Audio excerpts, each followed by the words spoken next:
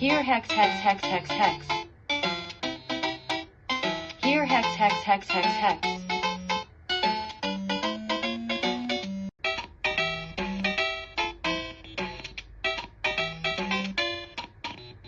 Here hex hex hex hex hex. Here hex hex hex hex hex. Here hex hex hex hex hex. Here hex hex hex hex hex.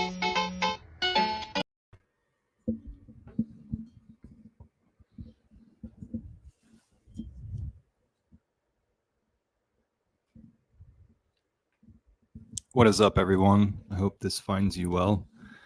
Daraj is going to take us Namaste. through some All good. mind Number palace. go up. I feel good. So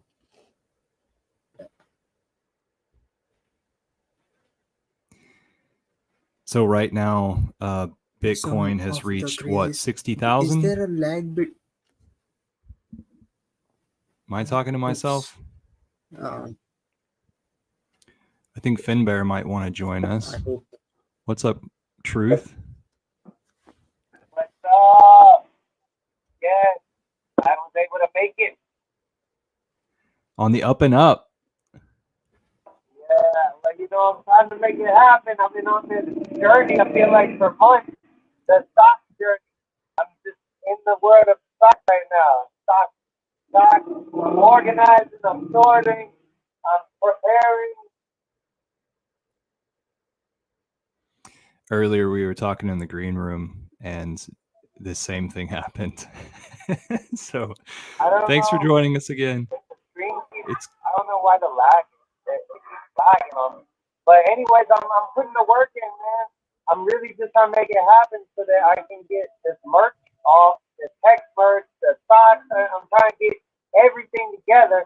And I think within the next month or so, I'm going to be able to start doing something. Cool. Well, keep us posted. Check it out. Okay? Sweet. Look at that.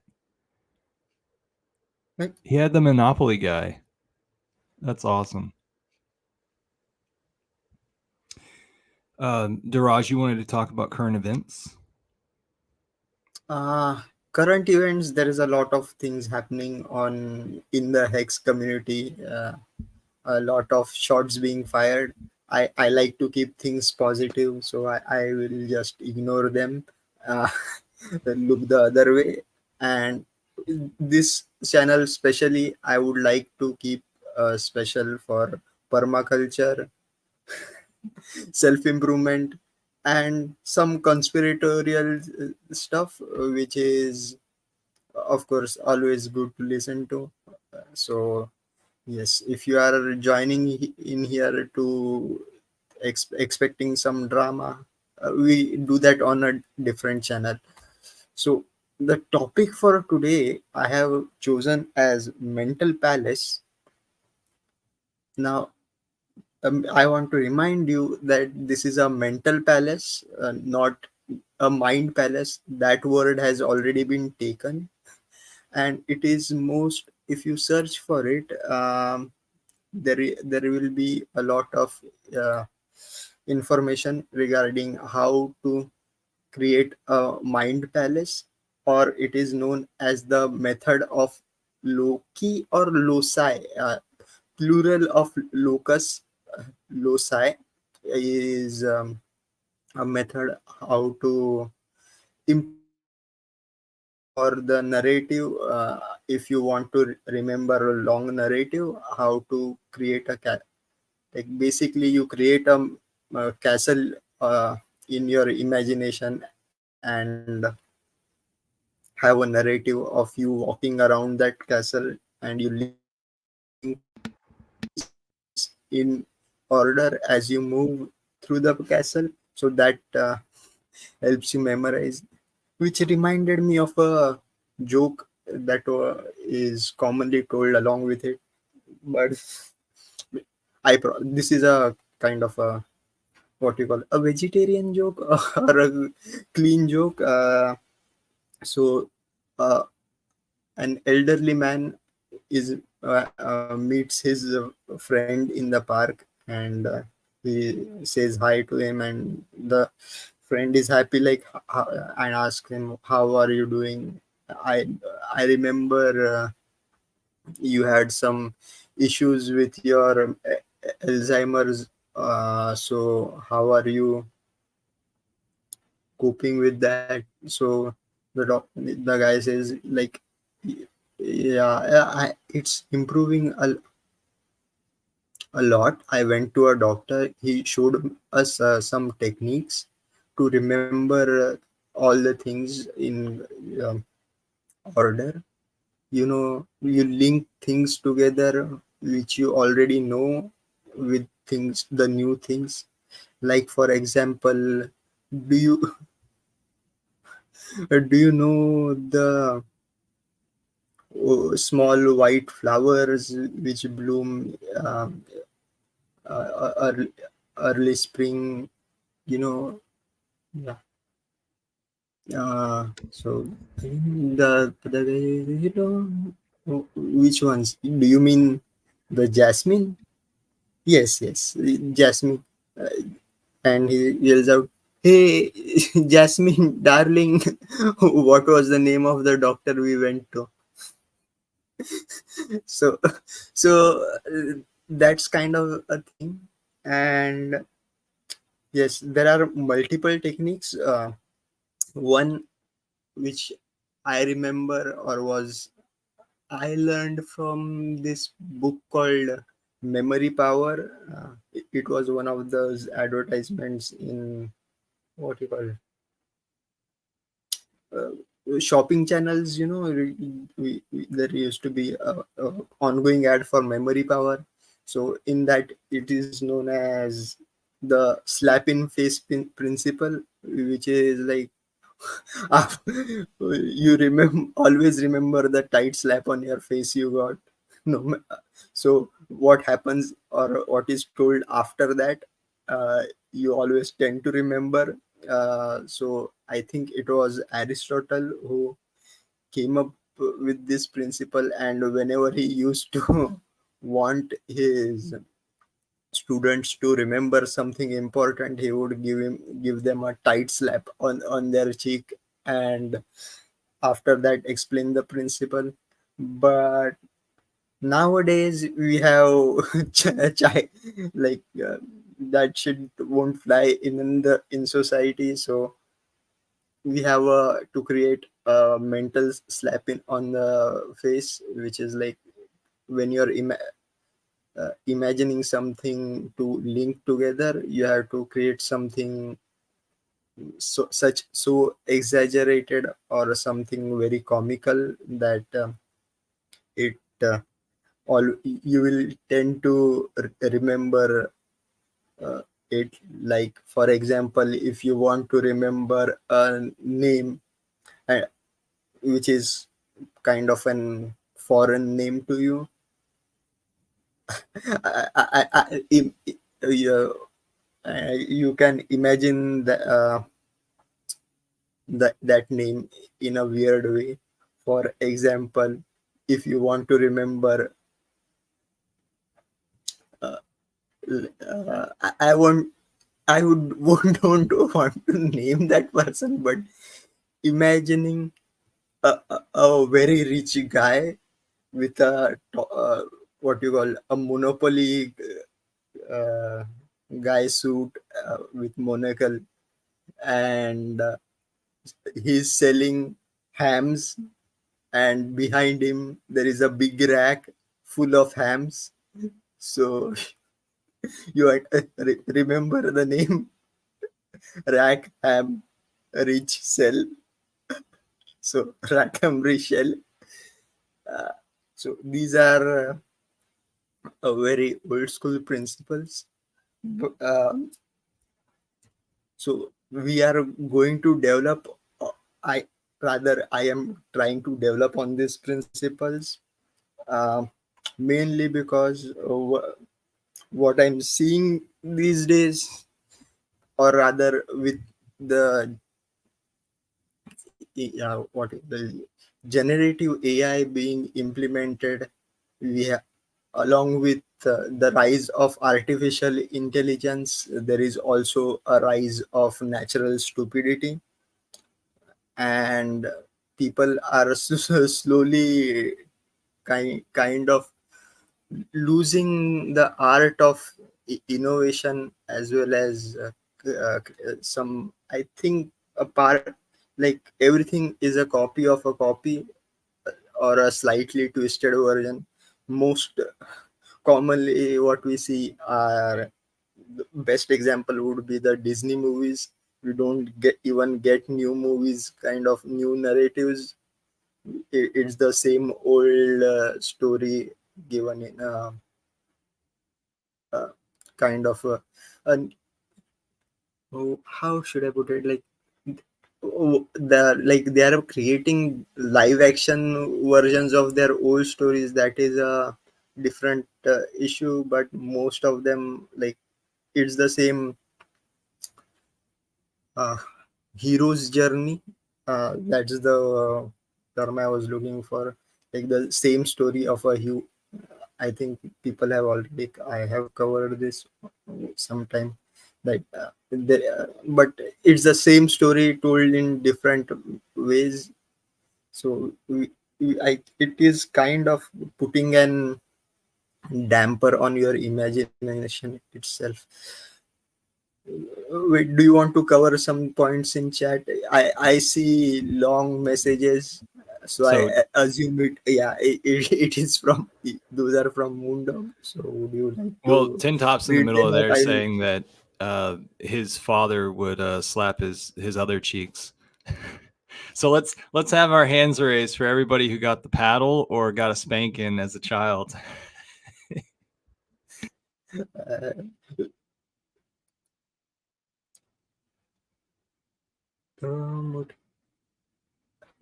I really would like to read out all the messages aloud, because some people listen to this as a podcast, so they won't be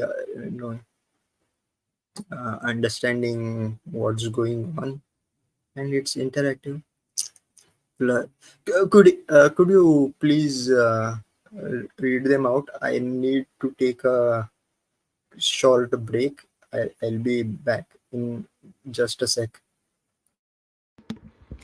So as you guys know, I don't read very fast. One time I had Finbear read something that Inviting Freedom put up on the internet. Moondog, he says a bunch of stuff. You gotta be more succinct, Moondog. Come on. Do.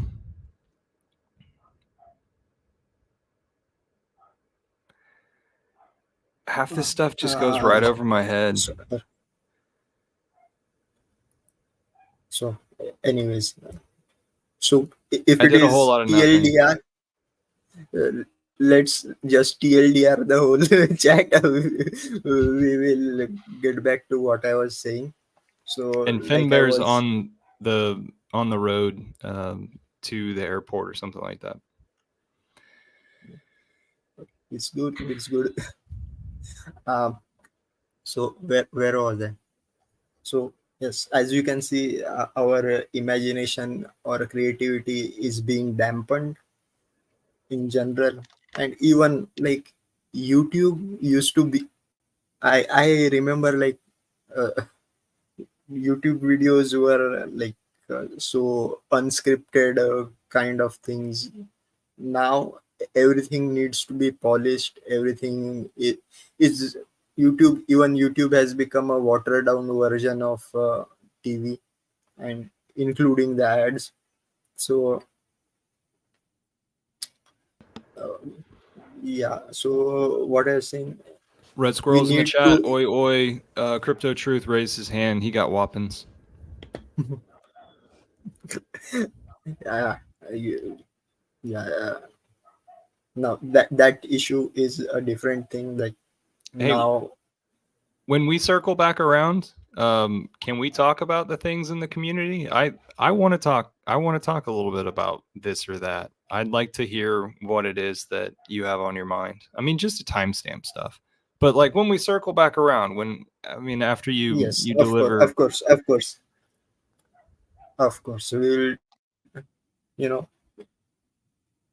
after all, like, what's the use of a meeting? Like, this is supposed to be a weekly guild meeting, so if you don't discuss stuff here where will we? Yeah, this is the meeting. Yeah. Yeah. So yes, my point is natural stupidity along, along with artificial intelligence is on the rise. Creativity is decreasing, and for increasing creativity, it's like a muscle. Use it or lose it. You have to train it each day, and for that you have to uh, practice creativity. It works great if you already know certain techniques to improve creativity. And when you think about that, actually, I had created a kind of a presentation where I explain like how kind of the brain works. Uh, And uh, why is it that we're not viewing that? yeah. So, Oh, you are going to view it. huh? Sweet. So whenever we talk Uh, about this subject, it always pops in my head, seeking flow. And so like going on, going off, going on, going off, and just adapt to change, do what it is that you seek in the moment, how your energies inside your body feel, and get lost and get interested, and you learn things because you have the time and the motivation. yes, That's and what I for think of whenever I think of like keeping it fresh, keeping the creativity flowing. yeah, so uh, like But then you talk about like exercising the brain, and then what I think about then is my meditation, where I have to actually um, exercise the portions of my brain in order to uh, streamline things. yes. Now, first of all, when you consider your mental health, it cannot be excluded from the physical health itself. That means, or simply put, like a sound mind cannot live in a unhealthy body. So we have to cover that as well. I think we have already covered like calisthenics in general. So yes, we need to have some exercise because, and again, also diet, because if these things are kind of interrelated. When what you call, when there is a chemical imbalance in your head, your all faculties get affected. So, um, so you have to cover those things at first before going to mental health, because if you have a constant pain, some, let's say, in your knees, then that itself is going to be distracting you from concentrating. And if you don't treat that first, then you can't actually be giving optimum output. So somehow I am not able to bring the things I want to bring up on screen. So from here, I am just going to be, what do you call, freestyling. Uh, Moondog is in the I chat. He says he listens, he translates for multiplicity of audience. If a particular point isn't for you, it's fine. to let it be for others. And he also says The Rise of Superman by Stephen Kotler and Peter Diamandis is a book on exploring understanding flow, at least for modern audience. Mahali, I'm not sure how to pronounce this last name, is an old school OG for those types of things. Me. Yeah. So, and he's saying chemical imbalance equals brain due to physical nature. It affects mental space, but mind separate from brain, well divisible part of whole. Uh, mm, mm, mm, this is kind of the controversial part. So you cannot separate the. I still take the materialist approach. Like you cannot separate the mind from the brain. Uh, what is I think it will also coincide with the what was the Latin term cogito ergo sum. Uh, I think therefore I am. This is a weird tangent. Uh, but where was I? So yes, there are mental exercises to improve creativity. I can't. Shit. He says that the mind is the mental, non-physical realm of thoughts. The brain is the physical architecture. They interact, but Yes. are not the same. Yes. The mind is an abstract concept. Just like a house and a home. The mind is an abstract context. So yes. So before going to the creativity part, there was also something because he brought it up, known as, I think I've already talked about it, the structural differential, which is uh, the work of Alfred Skorzybski. I have shared the book on in the Telegram group called Science and Sanity. Um, shit. Just a sec. I have to take a break. Moondog says, yeah, I exist first and non-material. That is Darty's point. Universe is mental. All is mind. Physical reality springs from the abstract eon. Abstraction. You're so clever, Moondog. Hey, HOA. Quick hello.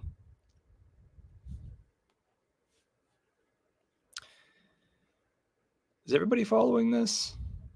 Y'all want to take a mailroom moon break?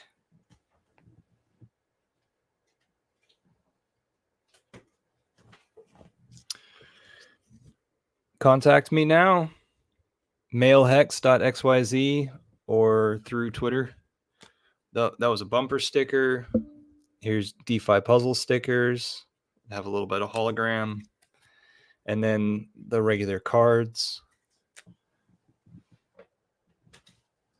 I have these cards that show the awesome Hex logo with a black background. And then this backside just says there's 3 audios, which is great for people who are already in their car and interested in filling their minds full of cool stuff. So I think Daraj has been planning this for like a week and a half or something. Sorry we didn't have a live stream last week. You may have caught my bird stream following a bird outside my window building a nest.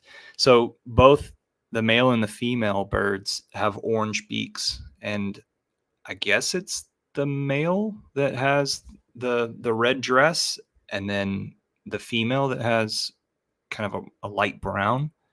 Really awesome looking birds. I can see them really well outside my window, but the camera doesn't pick them up very well. And I see that the nest has developed a little bit in the last day. So maybe I'll open up the window and put the camera outside the window, like right next to their nest. But yeah, it's right next to the window, so I don't think the nest is actually going to survive. And I have other ideas of creating all sorts of birdhouses. Does anybody like birdhouses? Anybody throw birdhouses all over their lawn and then have it to where the birds are crapping and increasing your nitrogen locally? Maybe even putting some of the seed in the ground. Jiraj, you are muted if it is that you're trying.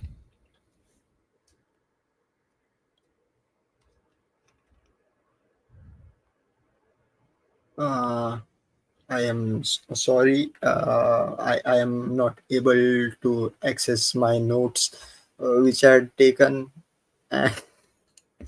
So this is also why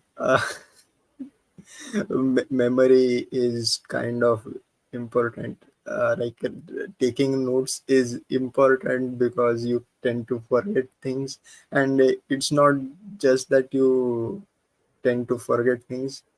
Artificial memories can be implanted into you. There is this like a Bollywood movie where a guy kind of gets away with murder because he implants a false alibi in the heads of witnesses. But mm, Minority Report, I think, was the name of that one, where yeah, they had the youth that float in pools in the secret government location, and they were like pristine white floaters, and they were able to see the unseen, and somehow the person who was in charge of that project framed another guy who was famous actor Tom Cruise. yes, Tom Cruise. And then so Tom Cruise does the whole Mission Impossible in order to figure out how it is Yeah, that he's been framed about this stuff, about the future thing. yeah, It was really interesting. And what I liked about that movie the most was, like, you know how the conspiracy theory is that they have to tell us things. They have to give us a bit of the truth and then poison us with the lies. And I think what they were showing us is the purity of the youth whose minds were being seen. You know, they could see the future. Like, I believe that we can actually do this. I believe that we have adopted this playground and now we're playing by these rules, when it is that we actually have potentials beyond this. yes, we still don't know what the human mind is fully capable of, and what collective consciousness is capable of. Yes, We don't know. we don't know. Now, so where was I? I was saying, yeah. So there are maybe like, I take it as a sign that I shouldn't be giving out this knowledge for free. Uh, I am already working on my own app, and which I will probably monetize. It will include certain basic principles that will um, help you, first of all, relax. Uh, we have to give people thought stopping techniques. So, if you want to make them gullible enough to follow your path fully, it will be a 42-day course. uh, 42 days, because there are certain cells in our body which reproduce every 42 days. um, and the plus it will help in billing as well. So 42 days, 1.5 month, you can bill for two months, while you provide service for 1.5 month. But yeah, one thing did want to kind of experiment with on stream, like one of those like mind relaxation techniques, is just grasp your fist and grasp it as strong as you want, as you can, for can you do this like for 10 seconds, and you will realize as you hold on, like your heart or like hand starts to hurt. At that moment you lose, let it go slowly. You will realize, like, yeah, there is a kind of a relaxing sensation. Now what happens in our body is there is something known as a basal,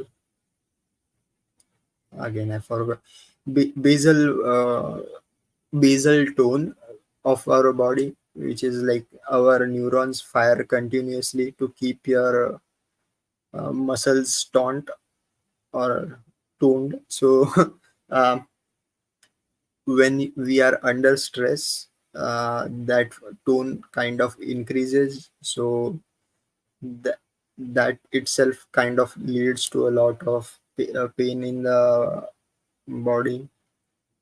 And so a regular stretching kind of helps with that. So yeah, I have think I have rambled on enough. Like, uh, so maybe the So we should, creativity. every once in Yeah, a while, we so should clench in order it to witness ourselves. yeah, like tighten those muscles and How often do relax you do them this? slowly. Once a week, you can do it as long as you are comfortable. But Okay. it but if you are like, now this has to be combined with meditation as well, like, so I am right now feeling very tense myself because I can't really ad lib right now. Maybe we should move on. Finbear says that And you can tense your entire body and it feels good. yes, so large muscles even better, but you do it on like either larger to smaller group of muscles, or one way or the other. I can't do this right now. I can't do this right now.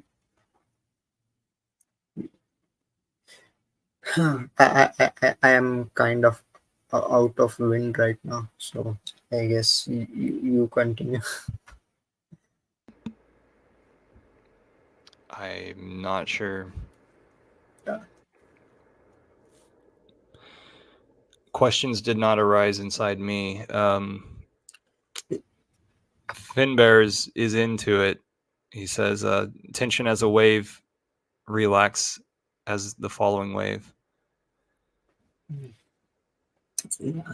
That was one thing. So Do you have other exercises that are similar to that? yes, that is for relaxation. There are things. The thing is, there are things for hand-eye coordination, but it's 2 a.m. here, and I can't do that right now. Like, you know, 5, 4, 4, 4, 5. I can't even get there. You, uh, Do the alphabet real fast for the, us, like you did the other day. what A the Z Y B. A I call it Z because British English. A Z B Y C X D W E V F U G T H S I R J Q K P L O M N. So yeah, I'm thinking of zipper right now. How this yeah, it just goes together. Right yeah.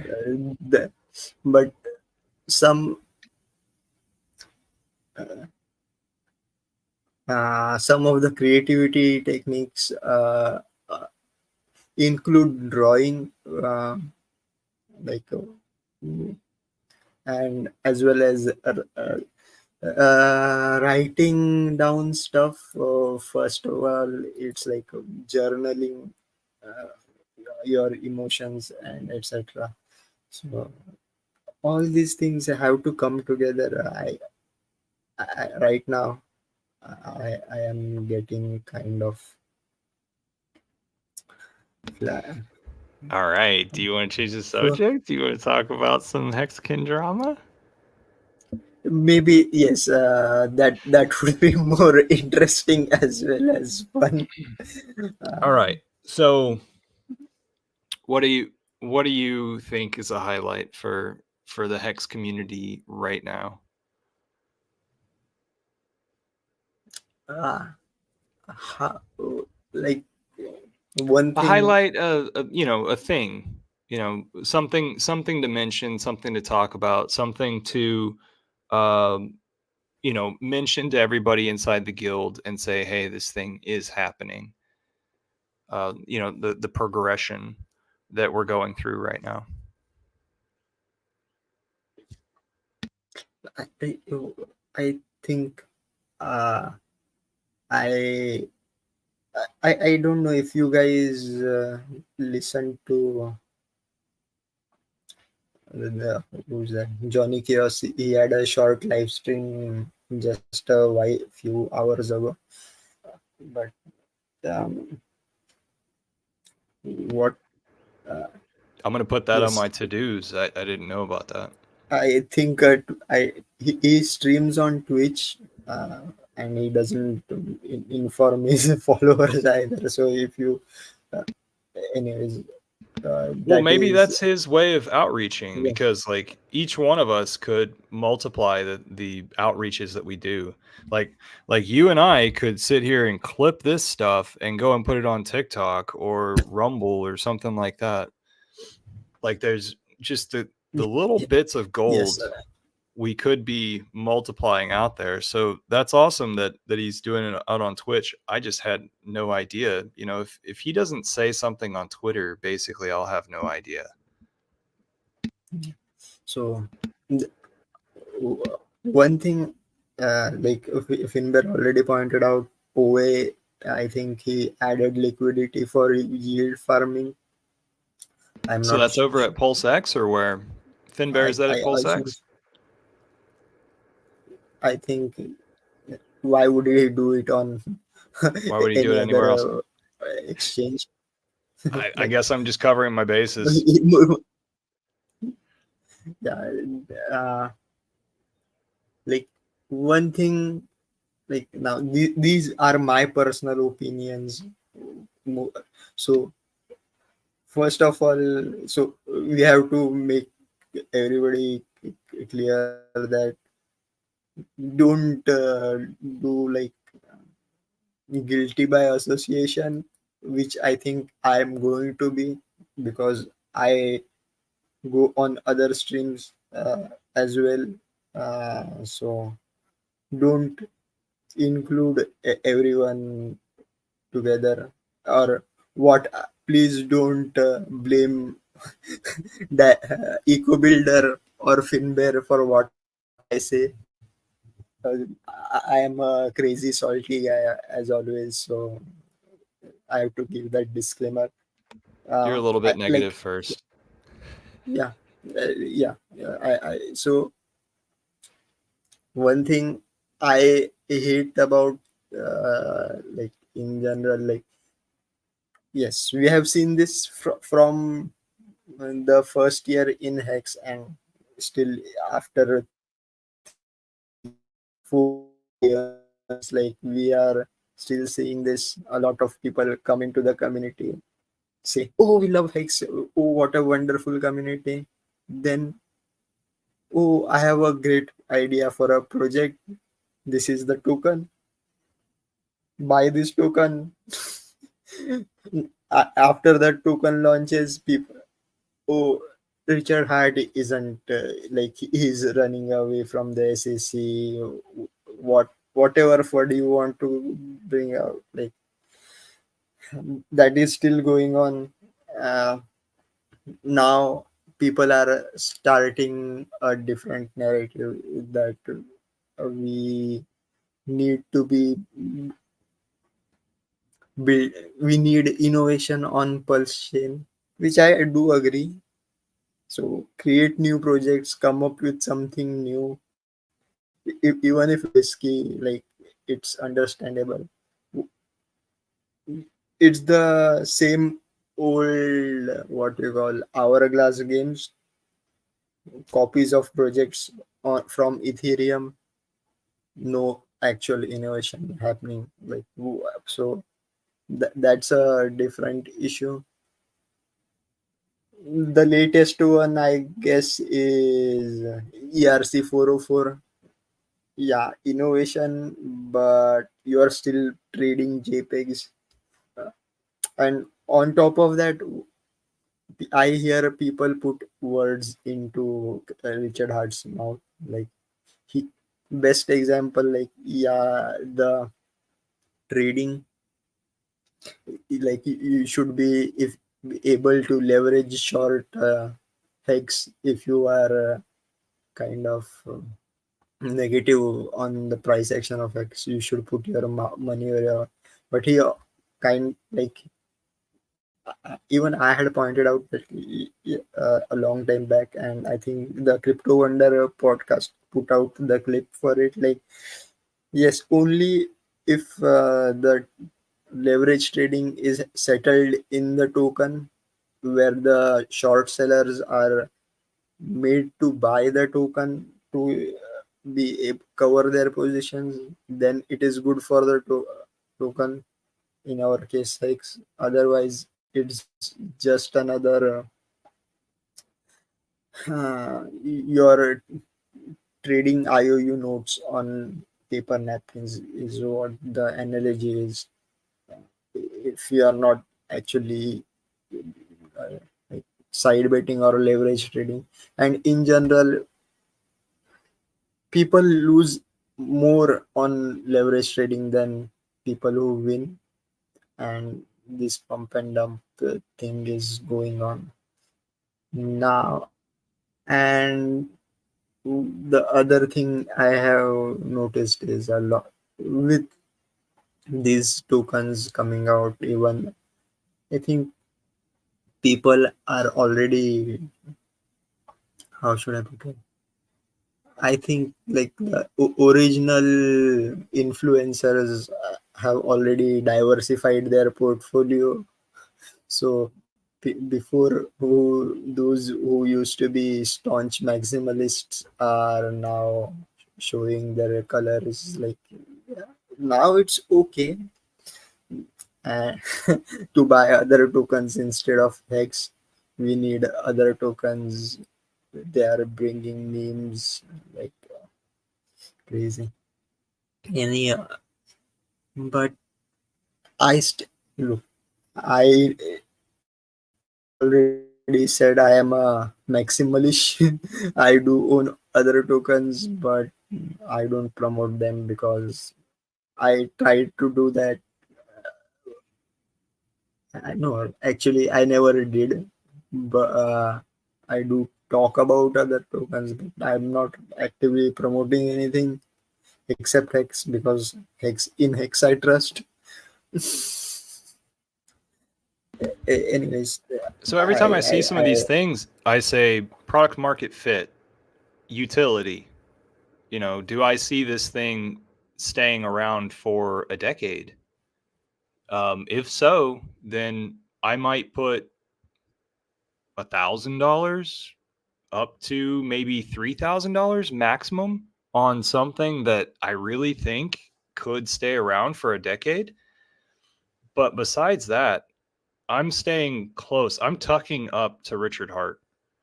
I also tuck up to this community. And so whenever it is that the community announces, oh, there's this new thing, and everybody goes gaga over it, I sit back.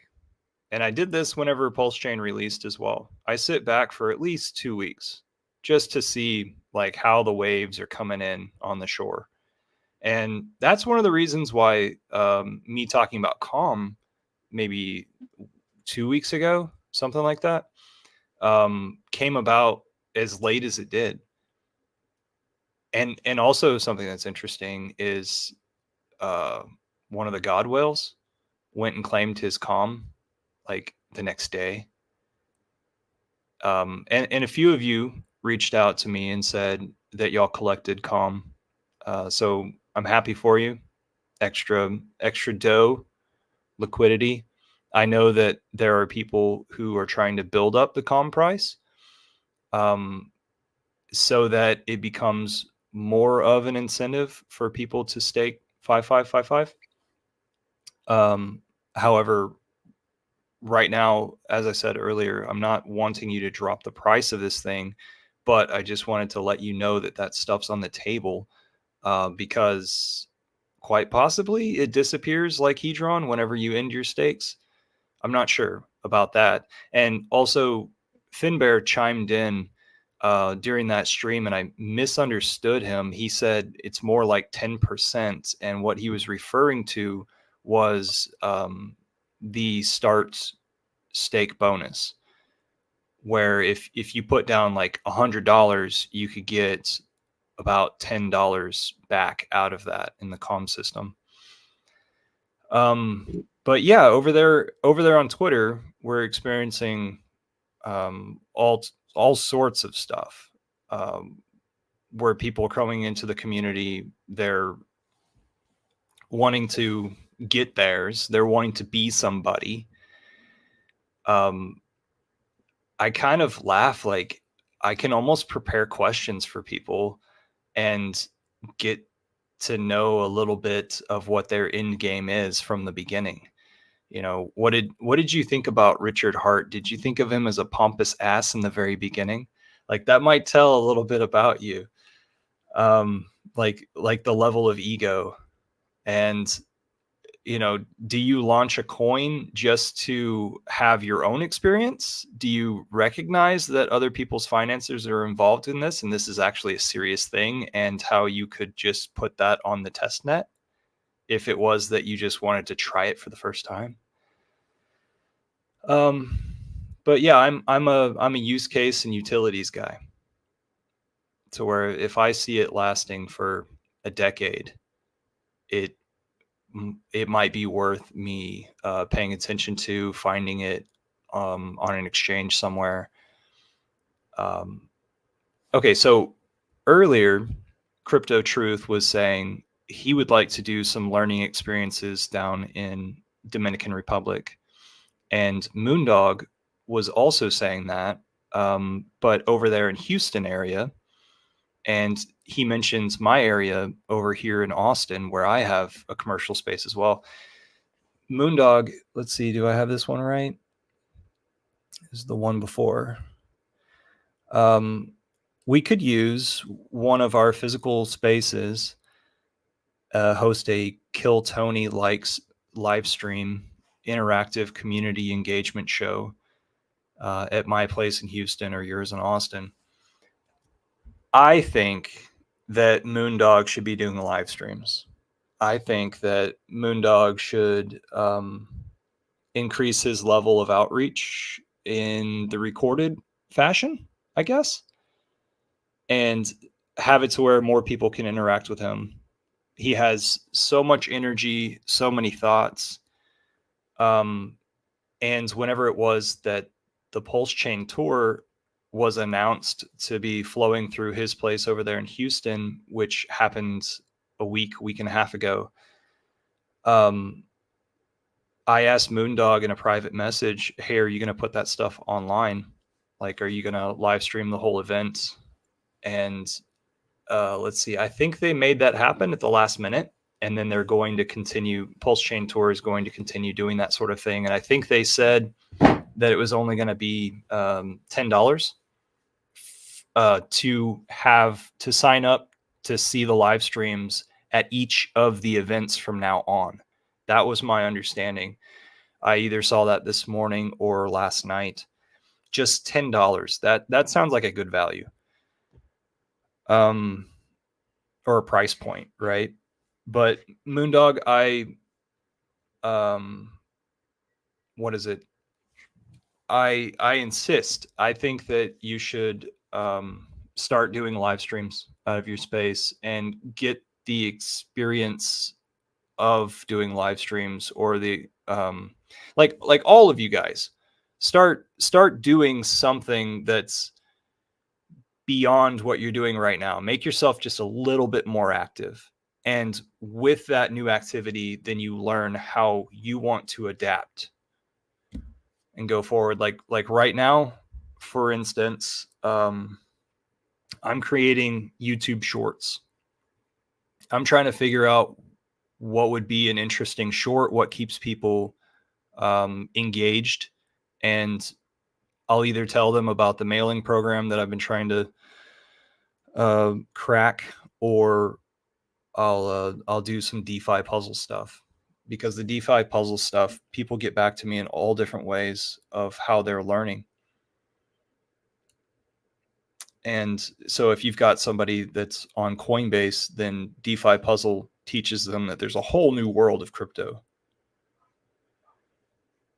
You have anything on those, Duraj? I was saying, like, yes, Moondog, I think he is more comfortable or typing stuff. Sometimes I feel he's like a bot. How does he type so much in such a small time? But it's up to each one's comfortability. And see, I started streaming so I can inspire other people to stream. Like, if this guy can be on live stream, why can't I be? Kind of thing. So that's a different story. Plus, the like I said, the more you practice, the better you get. I I certainly can tell I have improved a lot in the past 2-3 years. I've been doing this. Like, uh, yes, at least now people don't misunderstand my accent, which like there was accusation of racism in the community because of memes. Like, look, Ooh. like, Okay, so let's give people a little bit of insight on this. In Twitter Spaces, it was recorded and put on Obscure Crypto Gems YouTube channel, which often gets like 1,000 views per video, or maybe 800. I'm impressed on how much views he gets, but often there's a commercial that pisses me off. So there was 30-40 minutes that was recorded on the last video that was released. I think I listened to it yesterday, and one of the guys who sounded like one of those guys who doesn't like Richard from the start, he was trying to figure out why it was that oh my goodness, I even forget who was in the conversation. I apologize, guys. Somebody popped in. Oh, it was RG3 popped into the chat, and this guy asked him, "Hey, what was all this drama with Rackham?" And RG's like, "Well, I'm not supposed to talk about it, or they've asked me not to talk about it, so I limit it as much as possible." And it eventually came around to them blaming it on the Hex Maxis for being supposedly racist with memes about Saudis, which I think is like the separate sides of the room. You're blaming today's outreach, the memes, and just something somebody randomly did, and blaming the entire community or the philosophy of Hexicans for that maximalism. Did you hear the host sort of like lean into like, oh yeah, it's the Hex Maxis, those assholes? Yeah, yeah. See, for me, like it's look. See, So the I Saudis won't were deny going racism. to create an exchange on Pulse Chain, and they backed out of it and made it somewhere else. That was what we were missing out on. Yeah, but why do you need an exchange?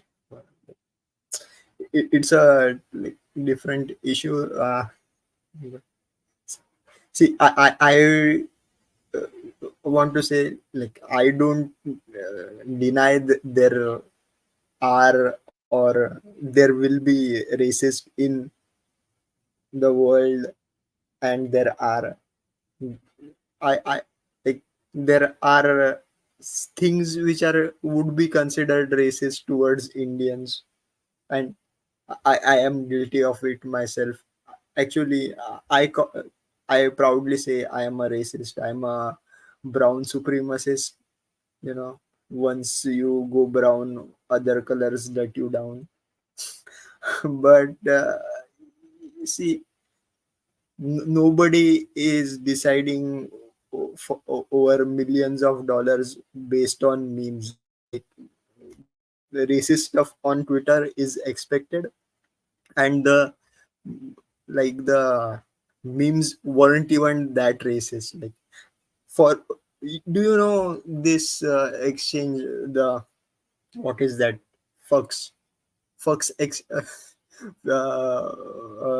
they have this pools, and one of those pool is called the Jeet pool.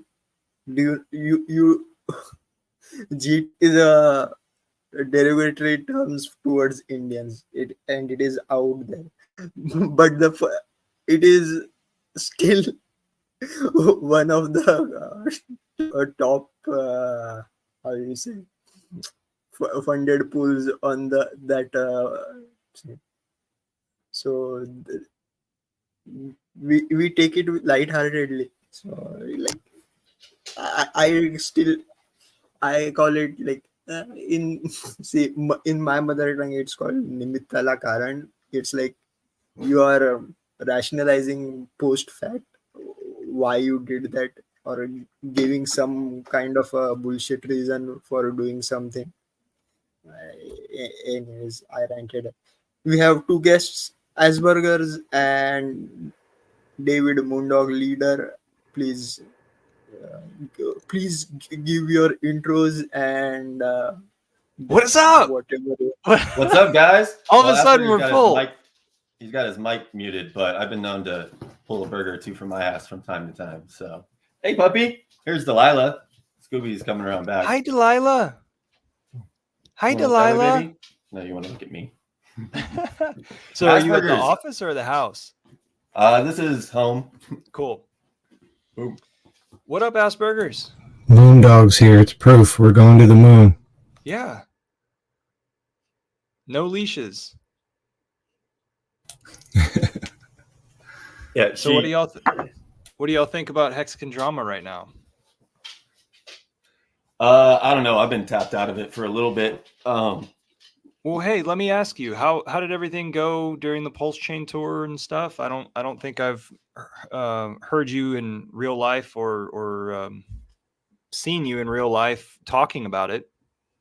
Copy.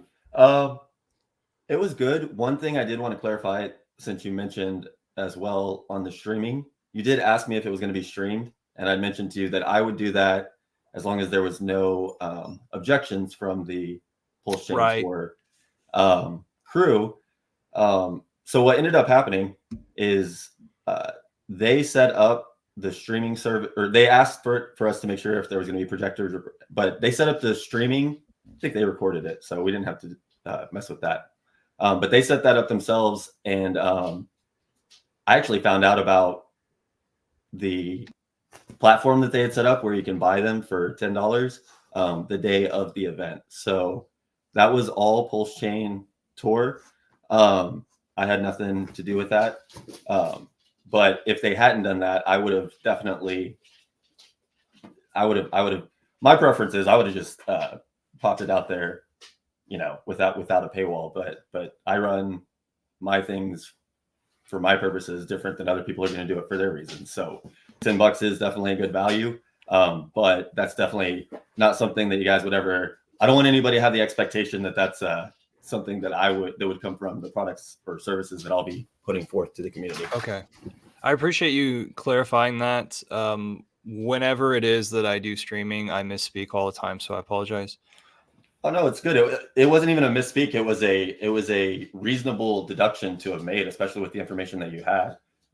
There would have been no other way of knowing without me putting forth the information. But it is worth, for me at least, because again, I love the Pulse Chain tour guys, the crew. Met SJ for the first time at your place in the meetup in Georgetown. I always call it Austin just because I think in metro areas, but I know you have an affinity for your community, so I wanted to take the time to call it by what you recognize and love it as. And that was the first meetup that I went to that wasn't so I went to Maddie's conference in a couple of years ago back in Vegas, but that was the first one that I went to that wasn't that conference, and really helped me get integrated or interacting with the community in real life a lot more. So I appreciated SJ inviting me out there. I appreciated you hosting it, and I appreciated all of the time that we got to share, because I know I came late, but even the little bit of time that I got with everybody was a good time for me. So definitely appreciated. And you brought your energy too. So I was live streaming. This relates to the conversation. I was live streaming out of my commercial space a meetup that we were having here in Georgetown, which is north of Austin, Texas. And Moondog hears about it and starts watching the live stream, and then decides he's only in Houston, 3 hours away, or a little bit less if you're speeding. Like he went ahead and drove the whole distance over to the meetup while the meetup was already live on live stream, chiming in the chat, keeping in touch with us, and boom, arriving on the spot. And then hung out with us for another hour, 2 hours, and then headed back home. Really awesome. It's very interesting, the spontaneity that you fire signs have. Sometimes, for sure. Surprise myself sometimes. I'm probably surprising everybody else a lot more frequently. And that's fine. It's fine. That's some good Red Bull. Yes, sir. Asperger's in the house. Yeah. So you were going on to say my place was the second time that you interacted with Hexagons face to face at a meetup, and then and then I did several more after that. But the point that I had tangented from that started me on that, besides I think we were already talking about it, but also, in Dallas, went up for the Pulse Chain tour there, and got to meet Kalen and RG3 for the first time. So all three of them, I was like, hey, I have this space in Houston that I bought before we set it up right before COVID happened, with the intention of making it a community center for the real estate investment community.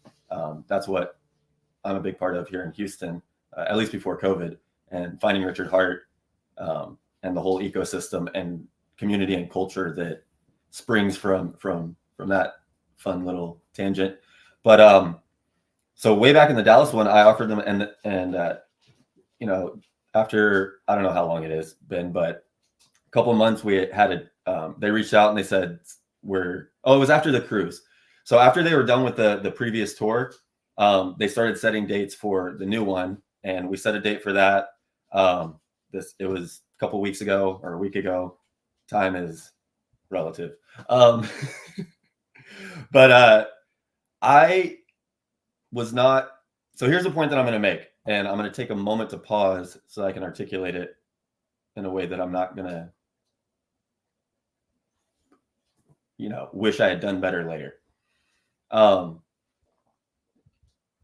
Whenever I offered the space, I run a lot of these events and been a part of this kind of stuff before. So I already had in my head an idea of what would occur. Once we started coordinating, I realized that my idea and their idea was going to be different. And I made a conscious choice to step back, and since it's their event and I simply offered as a host, to definitely let them have the steering wheel. And, I wasn't there to rock the ship or cause friction. I was there to help build and support. Give the space. So, exactly. One of the biggest things that would probably be different from an event that I will be running is the price tag, at least in terms of US dollars. I'm not a big fan. I'm just personally not a fan of that particular debt instrument. It's a way of storing your value that is based upon the United States' claim to monopoly on violence over its citizens and the world. So there's a deep tangent for anyone that wants to go read The Creature from Jekyll Island and dive into the weeds about the Federal Reserve. But I prefer to store my value. I think my mic just died, so I hope there's not going to be an echo. No, you're good. But in other things like Hex, monetization of time, or Bitcoin, the monetization of energy to an extent before it had some of the counterparty risks encroached that were inevitable. But anyways, I like to store my value in different things. So I wouldn't be asking for your guys' dollars at my events, just as what is your solution for future awareness. So value can be there was a really interesting stream on KDP's channel with Johnny Chaos the other day. Johnny Chaos has a reputation for going off on ratios. And there were some newbies in the chat that were like, what's this guy even talking about? Price, tell us the price prediction. Blah. And then anyways, but pretty quickly, everyone's like, no, Johnny's here. We want to hear this talk about ratios, because ratios really are a key to understanding, not just in cryptocurrency, but in general, understanding that US dollar is just one store of value. Your time has value. You trade your time for money. You can trade money for other people's time, and those exist in different ratios. Same thing for, physical labor, intellectual, or artistic output. You can attach ratios of value to these things, or they have ratios that are ever changing. But this is esoteric, deep, dense shit. People like the short, give me whatever. We operate off of heuristics. Put it this way: you encounter more sense data right at every single moment than your conscious brain could physically process. You're encountering, hundreds of times more sense data that you could be aware of than what you actually are aware of. Your brain is a filtering mechanism, and it's your brain, which is the physical architecture that from your mind. That's the mental. That's anything that's not a thought you can't touch it. So we're going to put that in the mental space. Brain, physical. It's a survival mechanism. So it skews towards your physical survival over accuracy or being 100% true. 100% truth only exists in that ideal spiritual abstract realm that Plato talked about. As far as the physical goes, that's where they're related. They're two parts of a whole. So I agree with Duraj earlier about them not being separate, because they are integral. But within that integration, there's still a divisibility amongst them, and that's the yin yang. So tangent off of that, what was I talking about before I started talking about that? Oh, ratios and values. So you asked me what would be the solution. The solution would be providing value. If you're curating a space for a community, then you're taking on the responsibility to set up an environment that is going to support the values of whatever you're setting that up for, and ideally the community members. And if you're doing it in a responsible way, responsible stewardship, you're going to be conscious of more than just more value than just the movement of money. And that's where a lot of the businesses, people that are just focusing on business principles and tactics, can get thrown off course, because they're getting skewed with the money. And money, here's a little word nerd fact, actually comes from the phrase mon eye, or one eye, which that comes from the myths about Odin having one eye, or the eye of Horus. It's about paying attention. Attention is another value. It's an even more rare resource that you have access to than your time. And your time is an even more rare resource than your money.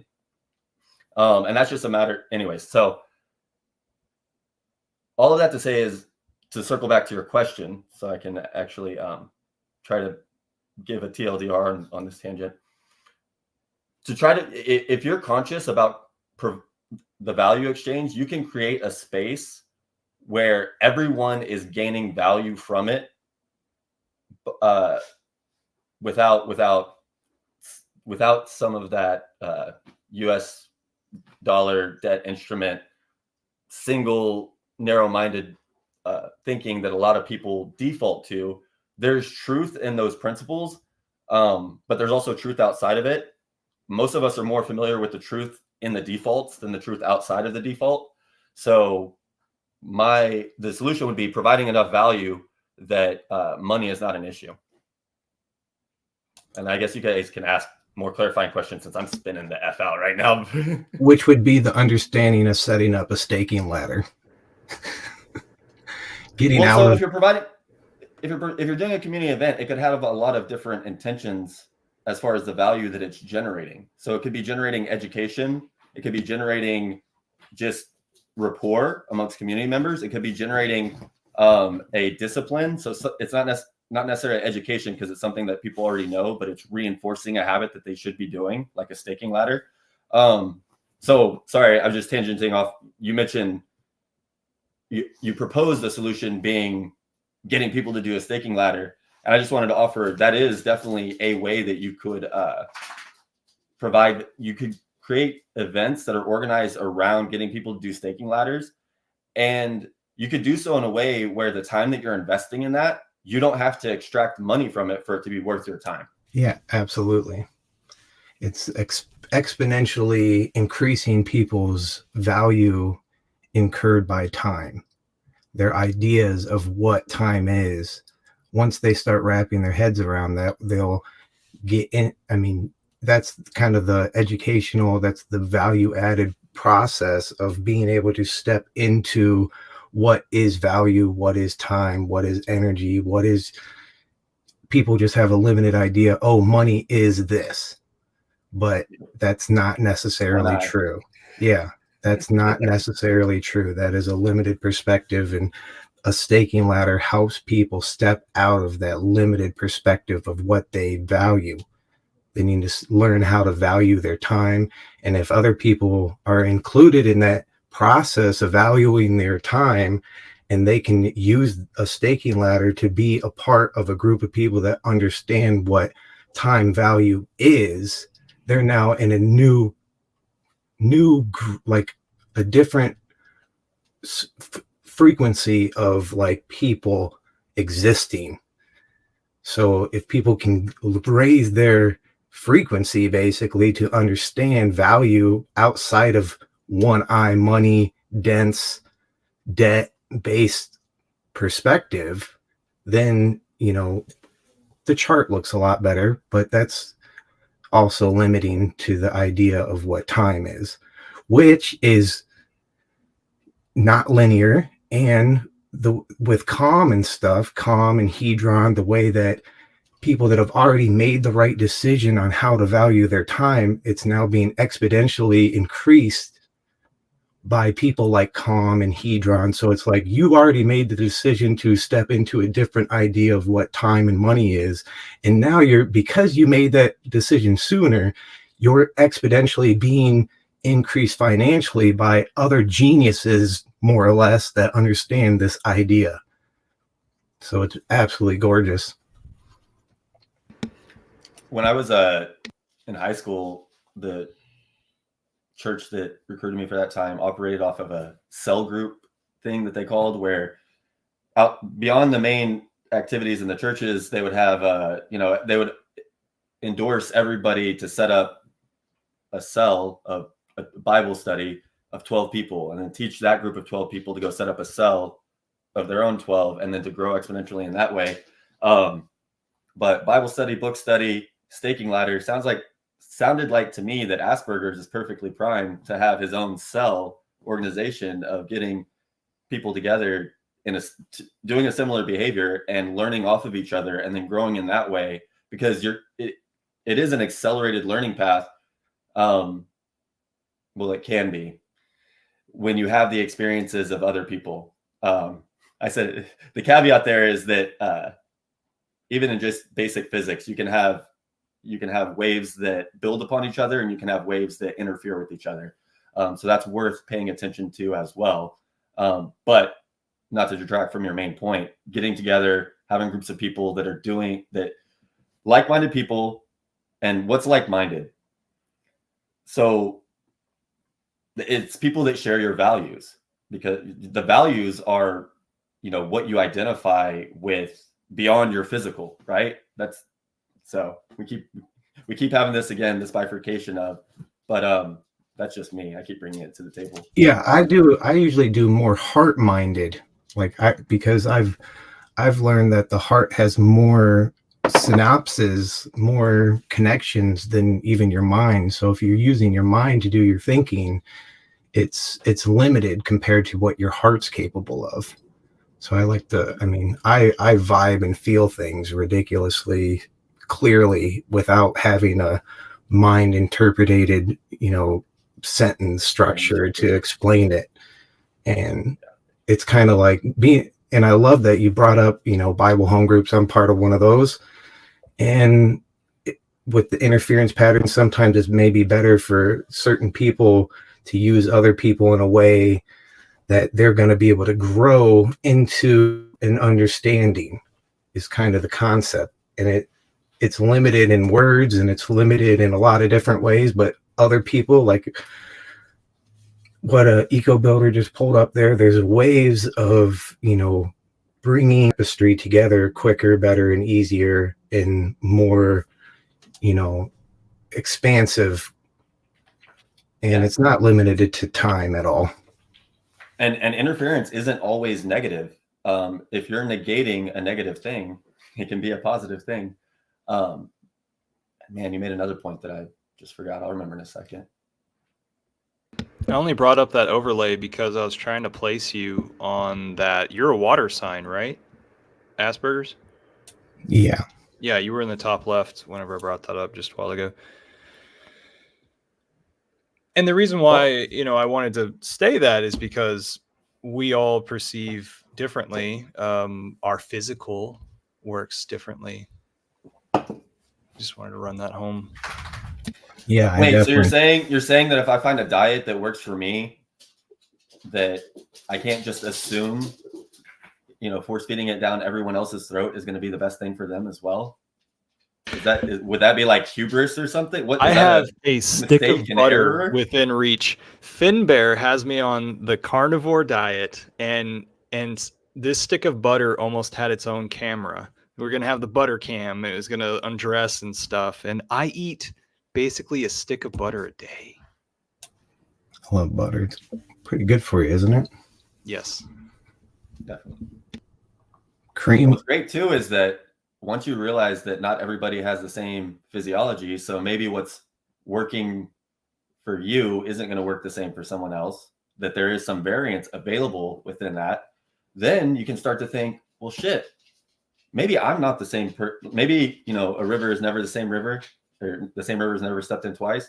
You're not always the same person. You fluctuate as well. Maybe you start to think, maybe at different times or different points in my flow or pattern or peaks or valleys or whatever, different things might work differently for me too. And you might start taking out the different parts of yourself instead of just existing within that more limited, single, one-eyed perspective of yourself or idea. So it's worth throwing out there. So earlier in the chat, Tin Top was talking about our last subject, where it was that we were explaining hexagon drama, and he was saying that one of his pet peeves is for somebody to talk about hexagon drama, but yet not describe who was involved and who did what in hexagon drama, instead just summing it up. So I'm going to turn the light over on Diraj and say, hey, Diraj, I noticed that you weren't going to say more about like the landscape before us describing the drama. So that would help out in the future. And tell me, Tin Top, if I'm guilty of that as well. I think I described that particular portion. I understand Tin Top's point about wanting to know who's attached to certain ideas or drama or negative consequences, perhaps. So there's a truth. There's to provide an equal but opposite truth so that you can find some truth in the tension of opposites. There's an old saying that says something like small-minded people talk about people while big-minded people talk about ideas. And then there's another one that's like rookies talk about people or whatever, and then experts talk about tactics. So it's just little aphorisms which are oversimplified, things that get people to think whatever of, hey, sometimes you might be wasting too much energy on a certain thing. What's the goal, and would there be a better way to just shortcut and go to that step? Is this really adding to it? But sometimes it is. Sometimes you want to know who's doing stupid shit, playing stupid games, winning stupid prizes. So just throwing out that balance for what it's worth.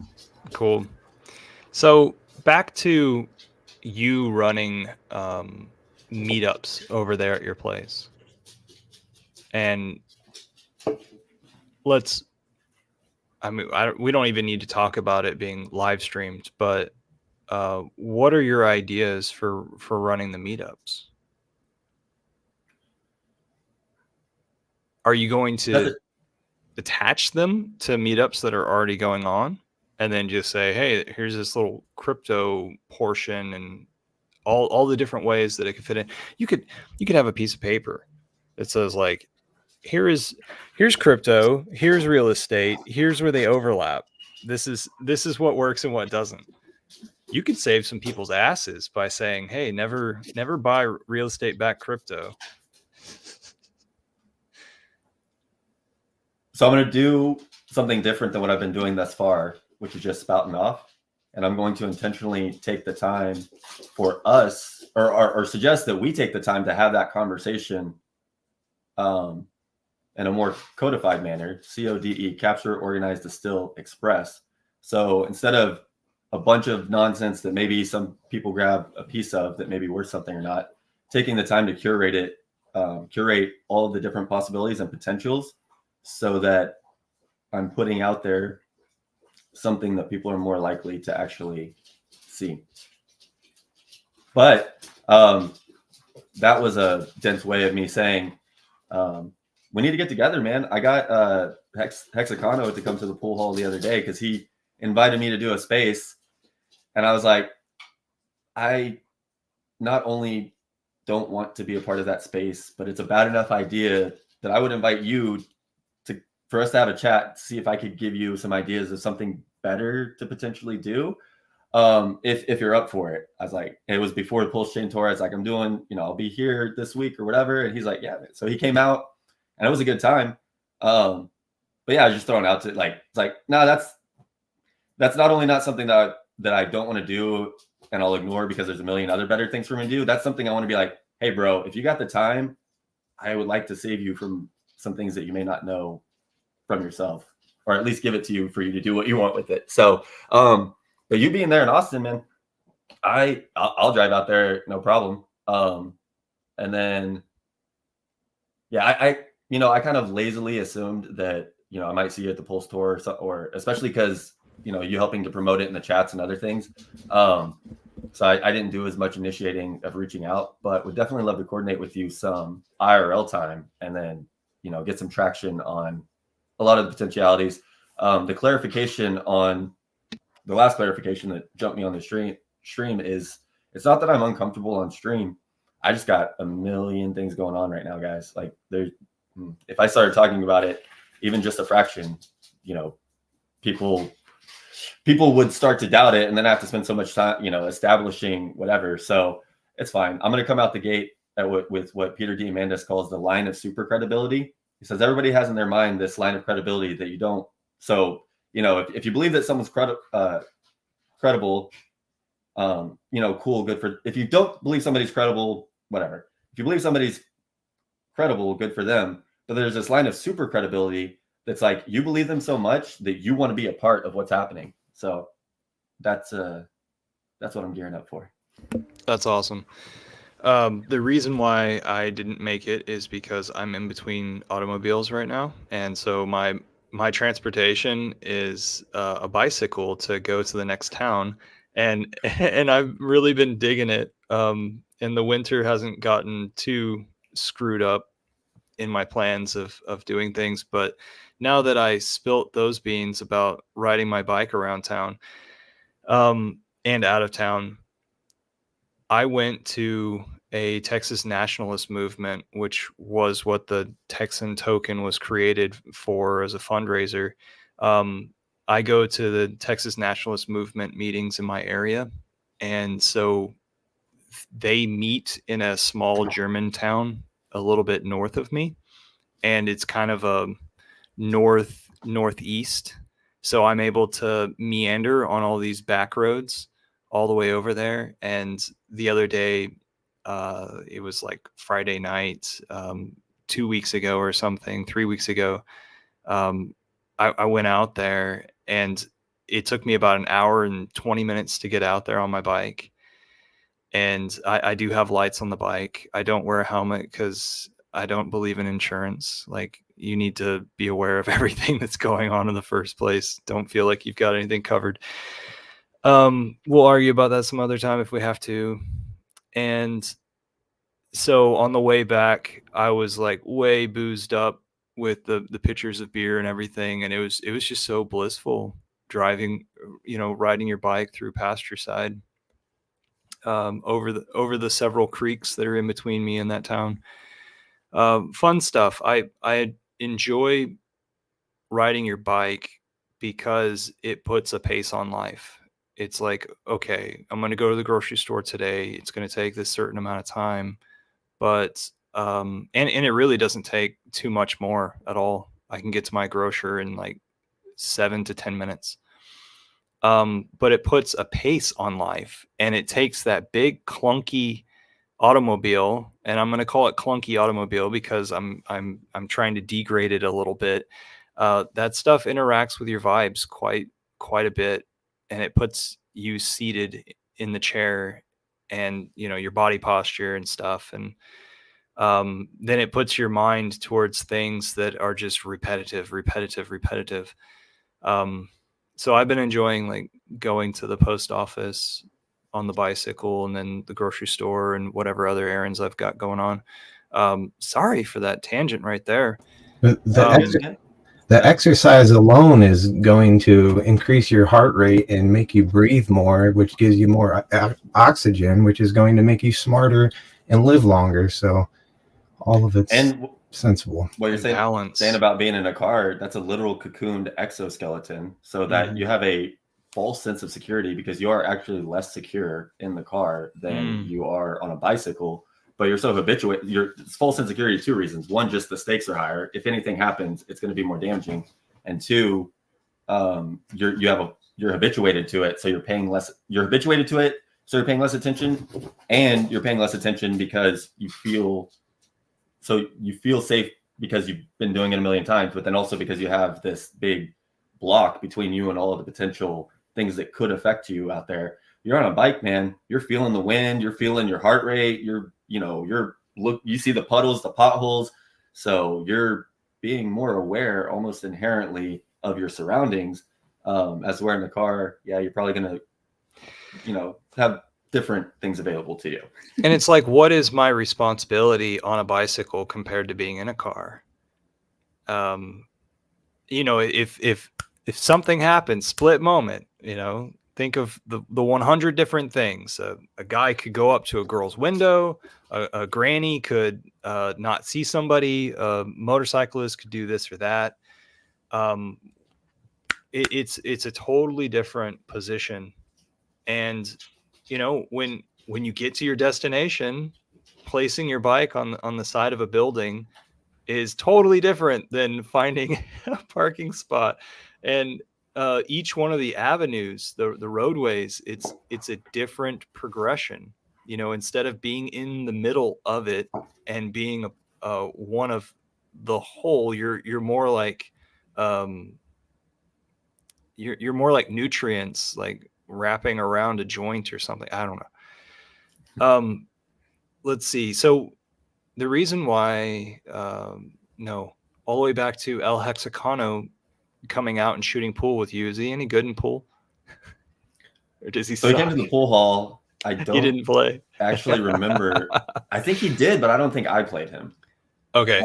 So all week, I was trying to tell him, like, hey, this thing's gonna happen in your town. Are you feeling sociable? And then so like I'm really glad that you guys connected, and even before the date, the day before. That's cool. Yeah, it's a good time. Hey, Daraj, are you even here anymore? Are you sleeping? And then Asperger's, I'd like to. Oh, okay.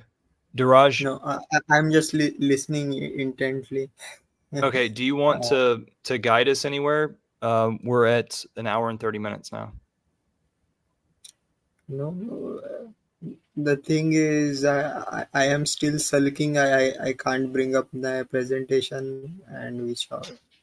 So, fuck your presentation. Anyways, I'll do it again. Maybe so. So the thing is, I wanted to give you some exercises. Think of a color you haven't seen before, kind of things. Or imagine a color you haven't seen before. Think of something you haven't done. But maybe we have this game, Never Have I Ever, here in the States. We have this game, Never Have I Ever, and you're supposed to play with folks as a social thing and get drunk with them. It's to increase the toxicity or the intox. Yeah. So I was thinking about it the other day about how, like, whenever I would play this with people, like I really hated it because I could never think of something that I haven't done. Instead, I could only think of the things that I have done. So like, don't think of a pink elephant. What did you just think of? Because they told you not to. So, but then there's the inverse, so when you're trying not to do something and then don't do it, or then you're trying to do something and you can't. That's a. See, I know the game. Like, what I always say is, I never have I ever peed sitting down, and then I take a drink, and then all the guys look at me strange, and then I look at them and say, so if you are taking a shit and you want to pee, do you get up and pee, or what do you do? But you're Then like there me. You say something that obviously you do, and then you just go ahead and take the shot because you broke the rules. Well, that's, yeah. I mean, arguably broke the rules, depending on the house rules, I guess, because maybe the rules are you say something, and if you've done it, you take a shot. Well, you said something and you took a shot. That's what I meant. Yeah. Yeah. I do remember what I wanted to comment on that Asperger said earlier when he talked about a different perspective than the modern default, which people think about thinking from your brain. And he brought up thinking from your heart, which sounds airy-fairy, but for the, hardcore scientists out there, you actually have a whole neural net inside of your heart that is completely separate and detached from your brain. You have a second neural net that exists inside your heart. You also have an EMP wave or electromagnetic field about 3 feet around you that is a consequence of your heart generating. Or it could be the size of the planet. If you can tap into that and then sense everything from your heart, which is the center of the planet, and then you're just tapped into the planet and you can sense everything everywhere all at once. That is true. And I can say that because I personally had that experience when I was, that was one of the things that got me a lot. Like I used to be a lot more left brain, hardcore, show me the, like I was more skeptical, but then I had one of those experiences after meditation where I literally was aware, melted into. Yeah, it's the concept of perspective. If your perspective of who you are disintegrates and you no longer have an idea in your mind telling you what and who you are and where you exist and all these concepts of how D-Raj was putting it, think of a color that you've never seen before. That's the idea of knowing what you don't know. It's just dissolving from who you expect yourself to be and being okay with that. And then you now have the perspective of the unknown in silence, which is forever. And everything is coming in and out of that place. I have a visual that I'll share in the chat once I find it later. I'm going to pull a D-Raj now and be like, my presentation. No, but it'll be more striking than being able to articulate it. But it's another articulation of the points you're making. People, there's top down. It uses the chakra chart and it shows, people going top down or bottom up. And then and I was like, well, but what about middle out? That's another option. And it's, so the other point, but you talked about thinking or existing from your heart and then attention on the deeper truth that you went to there, versus the modern default one people associate to the brain. That there have been varying perspectives throughout history where cultures revere their model of so we I'm trying to figure this out right now. That just sparked an idea of like Jacob's ladder. I mean, you can take it biblical. You can explain everything on a million different levels. Mostly it's, depending, like when it comes to like personal interactions, you want to, the way I've heard it explained is allow someone to speak so you can find the paint that you can color and paint for them to paint a picture that they need to see, but they can only see it with the colors that they're aware of. So you have to allow someone to speak to get a toolkit of how you can convey information to them. If they have a deep understanding of anything specifically, and you know that yourself, then you now can explain other things through that metaphor that you both have an understanding of. Yeah, and what resonates is naturally going to be what builds upon each other. Because if you throw a bunch of stuff out there, but only one thing sticks, then that person responds to that thing. You guys are going to build in a collaborative way from there. The best example I can give of the point I was trying to make is the Egyptians. So they revered the eye, and that molded their culture because they ended up valuing attention a lot more than we do in modern society, where we value the brain a lot more. So we think of our character and who we are and what we do by how we think. We think that who we think defines who we are. A culture that exists from a heart space, people might consider them more hippie, airy fairy types, but it's people that are, instead of just going with the reasonable deductive approach, they're coming from that, what the people associate coming from that heartfelt type of feeling, thinking, generating, which is, care. I don't know.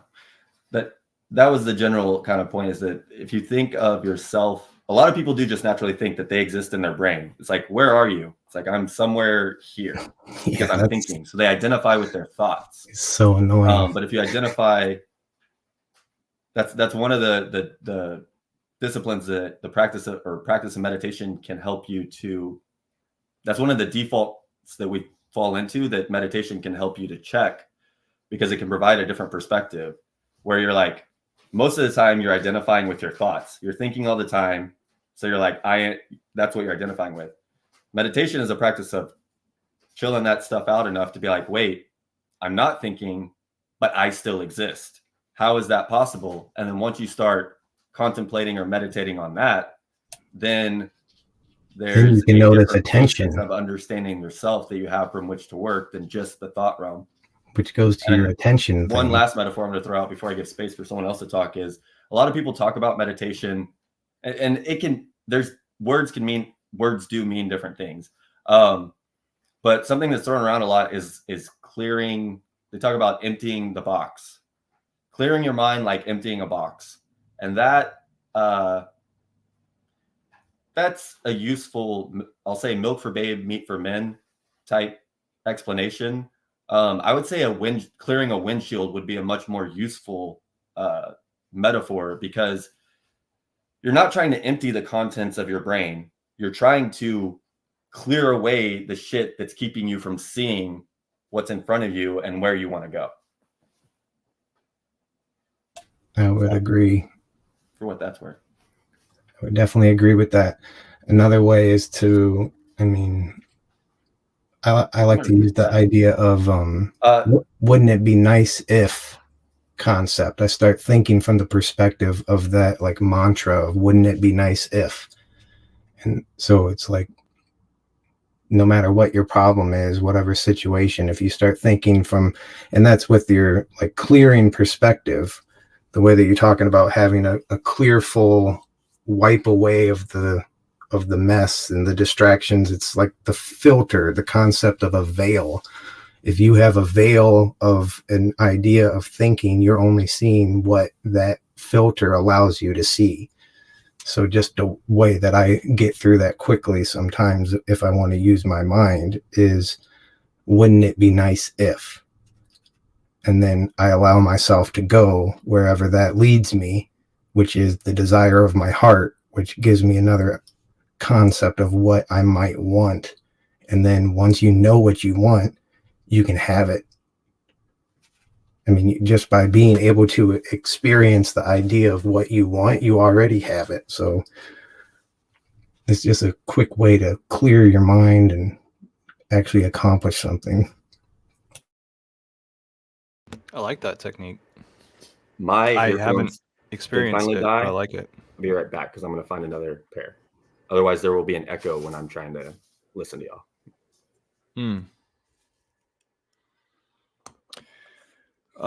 Back to talking about Hexkin drama on Twitter Spaces. Tentop is in the chat saying, I don't necessarily care who or which parties. Sometimes they are so vague and give zero context, zero background. Just let people who aren't on Twitter Space have some inkling of what's happening. Yeah, I totally agree. And so I have noticed that sometimes whenever I create Twitter Space recordings, they get a lot of views on YouTube. It's almost like there's tons of Hexicans or Pulse Chain people who are on YouTube who still don't want to do the task of getting on Twitter. Absolutely. I love that, especially when you can filter it yourself through the endless hours of Twitter Spaces. If you can clip like an important concept that was spoken about and save someone 40 hours of the day. Like literally, like a lot of times to get any of the good information, you're going to have to spend so much time. So if you can be that filter and be able to bring those, I mean, there's good stuff being spoken about, and there's a lot of, I mean, it's almost like its own soap opera. It's its own news thing. Like, but to be up to date, it is very, very nice to have a filter giving you information from the Twitter space, so you don't have to go in there, because I can barely stand being in there. I love not being in there, but I like to be caught up with stuff. So yeah, I am sure there's a lot of people like me as well that appreciate that. So I have noticed that Obscure Crypto Gems gets a lot of views, and people have notifications put on, because if he releases something within an hour, it's going to have at least 100 views. No matter the time of the day, almost. And so I wonder if anybody wants to do something good for, like, we're constantly expanding with Pulse Chain and with Hex. More people are contacting me, asking me for mail, and they've been inside of our community since day one. You know, they'll tell me some story. It seems plausible, so I do trust that these people are saying the truth. But instead of just saying, "Oh yeah, you know, I'm an OG," you know, like, fake it all. But I'm seeing it where, like, I've mentioned this before on live streams on both Hex Futures and here, where it's like women are getting comfortable in our community, and I see that as just a absolute outlier. Like, these people are getting set up for decades, for generations to exist here within our community. And so I'm seeing that people are creating new things that are new tools. Like Hex Scout. How long has Hex Scout been around? Like, that is an amazing tool, and there's a buy feature within it too. But we needed something that replaced Staker app, so that we could view our portfolios in a very stylistic, cool way, and be able to show our friends, you know, show our friends, like, hey, this is my investment, this is my certain portfolio. Isn't it sleek? Don't you love how much yield is being created daily? So furthermore on that is, like, hey, maybe there's an opportunity for folks within our community, and maybe I'll even start it, but I never follow through very well with things, where somebody can be saying, like, hey, this is the YouTube sum up of Twitter. All Hexicans that choose not to go on Twitter, here's your Hex community docking point on YouTube, brought to you by whatever, and it's all summed up and placed. I attempted to do something similar with Volcano Cast, but if anybody's hearing this and wants to put themselves to work behind the scenes, please do. I tend to sidestep drama, but I don't, you know, if something's relevant, I'm not a coward about it. And since you brought it up, this may be worth knowing. But Obscure Crypto Gems, that dude came after me personally in Telegram, unsolicited. Well, unsolicited from my perspective. I shared a clip of him clipping Richard Hart's words, and he went on my Instagram, pulled some pictures from my daddy-daughter dance, and was like, "Hey, old man, why are you sharing my shit without giving me credit?" And I'm like, bro, whoa, calm down. First of all, coming at me like that. But second of all, the irony, you're clipping someone else's thing and then mad. Oh, and by the way, you're wrong. I literally, your whole YouTube channel, the whole, I didn't clip anything out. Like, I just screen recorded literally the whole thing. So what I clipped was 15 seconds from a 30-minute fucking recording. But it's not like I wasn't giving you credit and trying to get your follows, bro. I got bigger shit going on. So for anybody who has those, nobody needs to go after him. His Telegram name is something different. I'm not even going to say that because I don't think that's worth it. That's not my point in bringing this up. So I'm saying that to make my point is don't think that that's my point. Don't go after him. That's not why I'm saying this shit. Just don't do that kind of shit, y'all. Like, it's not worth. There's better shit to do. It's silly. And if you are doing it, stop it. That's my piece.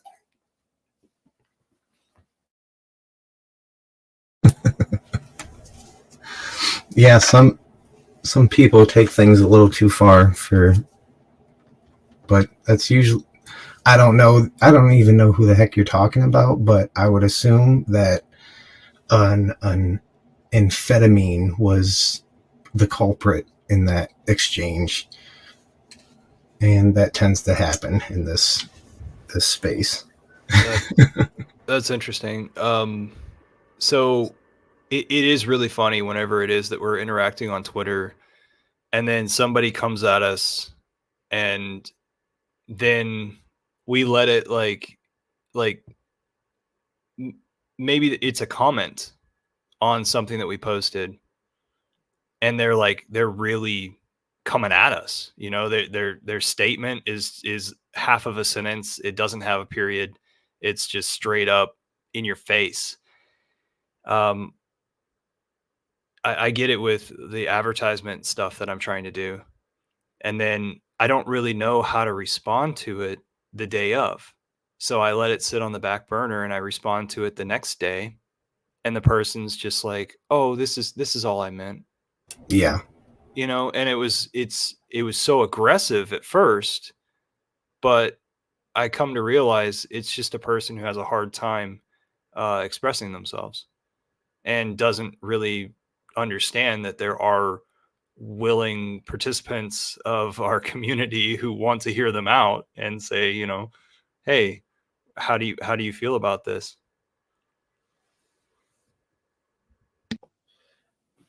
As a potential mental exercise that might be useful at various times, I'm going to throw out that the dead internet theory, which is an idea that most of the internet isn't real humans anymore. It's been bots for quite a while. On that basis, one could construct a potentially useful algorithm for themselves where when they have a response or a reaction from something that they see on Twitter, first, if you've never met this, first tree, have you met this person in real life? Do you know them physically that they actually exist? They could be a bot. If you do, then hopefully you're interacting with them with the respect that you would, give them, knowing them in that personal relationship. If you don't, and this is literally a stranger on the internet, potential bot, I'm going to offer this.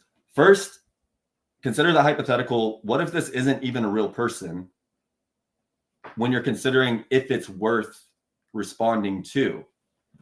If it's not even a real person and it's still worth responding to for whatever reason, then think, okay, what if it is a real person? What would be the best way for me to treat that person in my response? And I think if you go through that set of steps versus just the first thing that comes to you, it might save you a lot of heartache and maybe provide you a little bit more perspective than you would have otherwise. So that's a potential mental exercise that I'm offering on D-Rash's Mental Palace stream. I've heard it explained. I don't even know if Benjamin Franklin was a real person, but I've heard it explained that when he got upset, he would write the letter and then wait 24 hours to mail it, and he'd have a stack of letters that he never ended up mailing, because if he would just wait 24 hours and have a clear mind, he would never send that angry letter. And now we don't have letters. We have instantaneous, oh, you trigger me, which is the Send whole button. Yeah, the whole marketing scam of all these social media things is to trigger you. Like, that is, you've got AI mathematical geniuses plotting to trigger anything they possibly can in you to get a response, because that's their entire fucking marketing social plan. The whole thing is just to get you to fucking click a button on their piece of shit platform. And they'll do anything to get you to do it. And it's a joke. Anyway. I need people to participate. I want to change the world. And for that, I need people to participate. Richard Hart, highest of stakes. And he's not the only one. There's a lot of people that are playing the attention game. And if you engage, they win, regardless of what your engagement is. So they found that negative engagement is faster, easier than positive engagement for one of the things I said before. Our brains aren't meant to filter for truth and accuracy first. They do that if and only if survival happens. So first they say, could this kill me? And therefore they filter negative information with a higher priority level than and impact value than positive information. So you're gonna feel it and pay more attention to it just by nature of your own physical architecture. But being aware of that mentally can allow you to mentally step in and decide what you're going to do with it from there. I'm wondering if Jiraj has a mental palace song for us. So, welcome to my mental palace. Get the golden mic out. It's a bull market. It is so pretty. I have Welcome the to my mind. golden- It's dangerous in here. See that there were a couple of things I wanted to say. Like I talked about it at the beginning of the stream. Everybody is just copying and pasting videos from other guys on YouTube, and don't do that. Plus, like In what Twitter drama, like in what industry, in what context? Copying and pasting. everything. Like He's just trying to trigger you. Don't worry. Somebody will say something or just Hex Guild now has like 12 topics. There's plenty of little pockets to copy and paste to. yeah. So, but dude, narrow it down for me. Twitter. Like, are you just saying like people not think what about I'm what it saying is that they're forwarding to others? Yeah. But I'm just saying, yeah. If you just don't like upload somebody else's conversation on your channel just to get views is what was getting at. Plus, regarding Twitter, like if you want to like show it as proof, then it's of course necessary. But Twitter spaces in general are high noise to signal, like too much noise, so you will have to sit through like 6 hours of Twitter spaces to get maybe 10 minutes of something important, which is not doable unless, and Twitter in general, like it doesn't even have the ability to like clip that part of the space. I will give Elon Musk the suggestion to get that implemented. But yeah, so that was one thing. I think well, I'm guilty of those things. I was gonna say, I think Eco was bringing up that copying pasting can have value.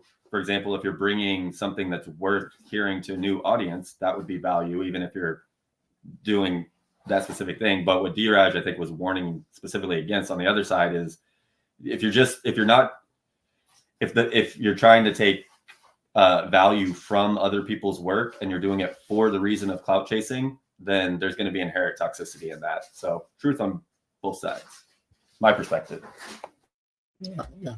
And you can, of course, if you want to, you can just code people like uh, and link to their work, whatever they want. But yeah, Everyone on I agree with Tintop 100%. Twitter, Twitter or X is an energy suck. But I think I've said this earlier. Like, yeah, it's a cesspool, but somebody has to go and clean it up. So yeah, I prefer calling it a septic tank. Somebody has to do the dirty work of cleaning stuff up. everyone Like, on Twitter is a culture vulture and just trying to clout chase. So they would appreciate any exposure. So to clip anything in a Twitter space is doing them a favor, I would assume. And if it's recorded, then they know that it's recorded and it's going like it can be used. I would assume. I don't know what the. I don't know if they could actually say anything about that. Especially, I mean, maybe if you're. I don't think you could record. Can you? Or you can probably get other people's recordings on Twitter. It doesn't have to be your space. But either way, maybe not if it's not a recorded space, but every recorded space, I would assume people know that people can listen back to the conversations. So it's their own fault if they don't want their stuff being expounded on if the space is recorded anyway. But Anything on the internet, assume could be recorded, even if you're not recording it. And even if you put in things that you think block other people from recording it, there's still like literally somebody could have another thing set up. If they're motivated enough, there's always going to be a way that somebody could be recording it.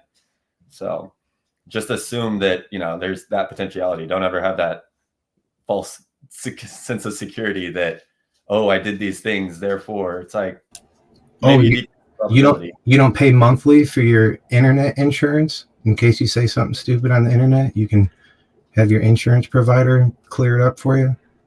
It's an extra $68 a month.